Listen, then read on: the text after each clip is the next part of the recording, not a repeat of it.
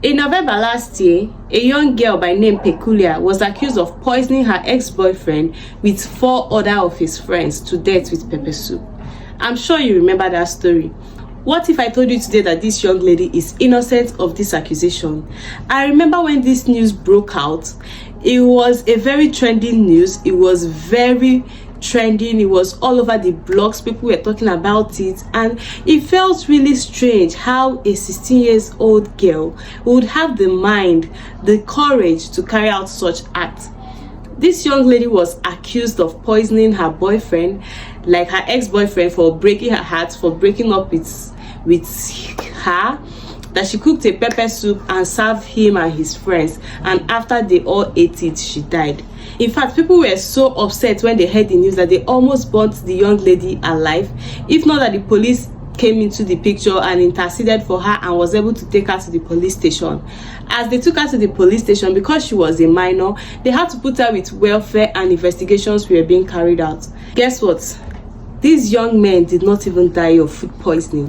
What killed them was the fume from generator, carbon monoxide. That was what ended the life of these 5 young men. And this poor lady was accused of committing this crime. I would insert the clip of the news so that you watch for yourself. I don't know anything about the pepper soup. I did not cook pepper soup that day. The boy that died, his best friend is in Japan, posted me wanted. It was my friend that screenshotted it and showed me that anybody that see me will give the person 500,000. And they said I'm the one that poisoned them. So we're now going to the police station to report. On our way going, the same agent as Japan and his friend now blocked the road.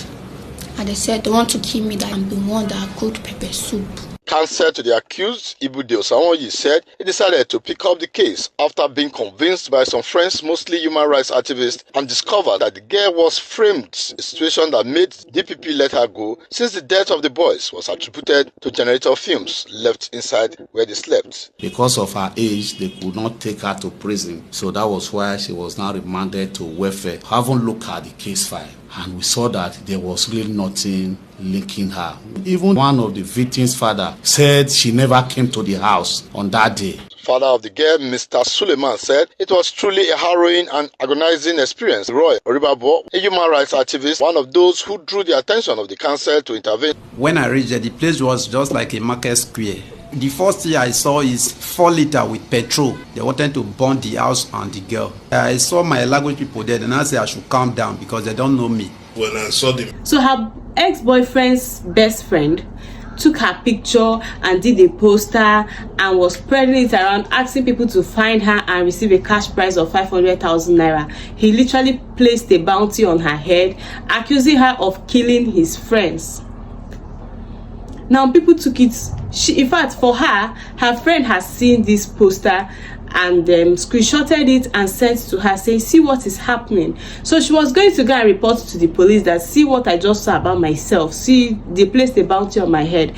When this same friend of her boyfriend accosted her on the road with so many other people, they started bringing fuel and lighters and were about to set this girl up, when her father arrived with some policemen and took her away. Why, this story is troubling. It's troubling because the people involved are young children.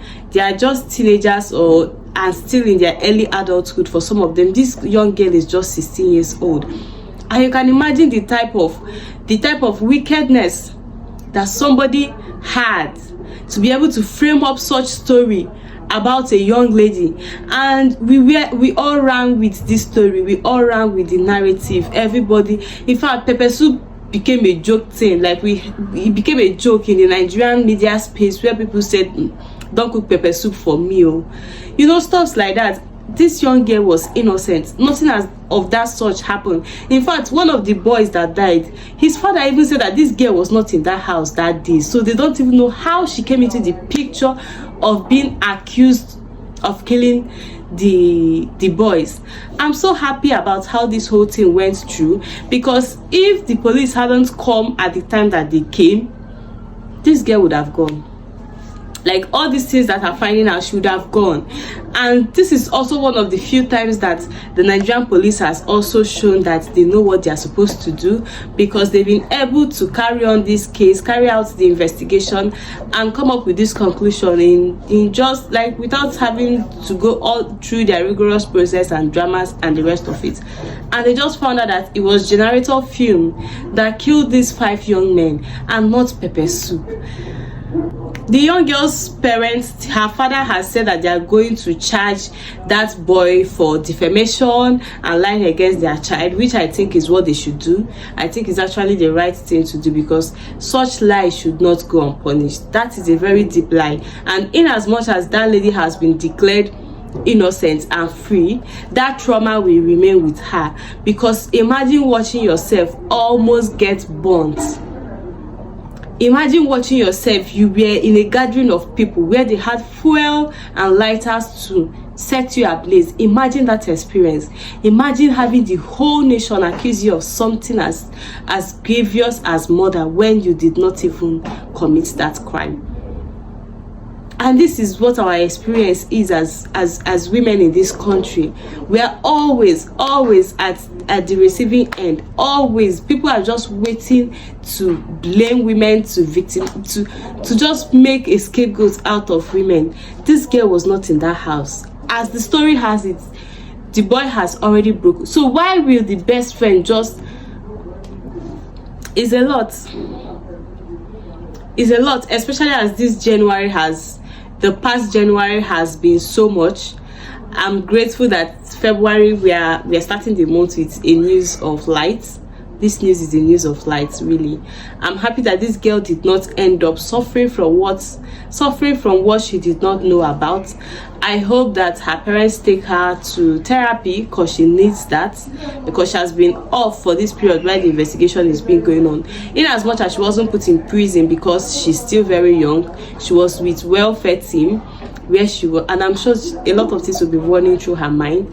How did she just end up in this type of story? And this stigma will still follow her for a long time, because even the news of her not being guilty is not going as wildfire as the news of her being guilty. It's not trending with the same energy that news trended that period. And there will still be certain people who will still carry that doubt in their mind, thinking that maybe something happened this day. So she's going to live forever with that stigma and the trauma of this experience. I hope she's able to heal properly, and we should take it slow when we are judging matters. That's why the law always says innocent until proven guilty, but sometimes we are quick to judge and run into conclusion. It is so sad how everything has happened. It's so sad that the lives of 4 young men were lost, but it's even sadder that they wanted to add another innocent life to that death. I'm grateful to God that this girl got justice. Not like she even got justice, because I'm grateful to God that she didn't fall victim of circumstance, and I pray that that boy who accused her is brought to book, because you can't sit in the comfort of your house and ruin a person's life for nothing. You can't sit in the comfort of your house and draft a poster placing a bounty on the person's head, accusing her of murder that she knows nothing about. There is something, for me, I believe that there is something in that. Let us watch and see how this matter unfolds more, because I know that this is not the end of it, especially as her father has said he's going to take up the case against the young man who accused her. Let us watch and see. Thank you for watching this video, and please do not forget to subscribe to my channel, like, share, comment on this video. Thank you.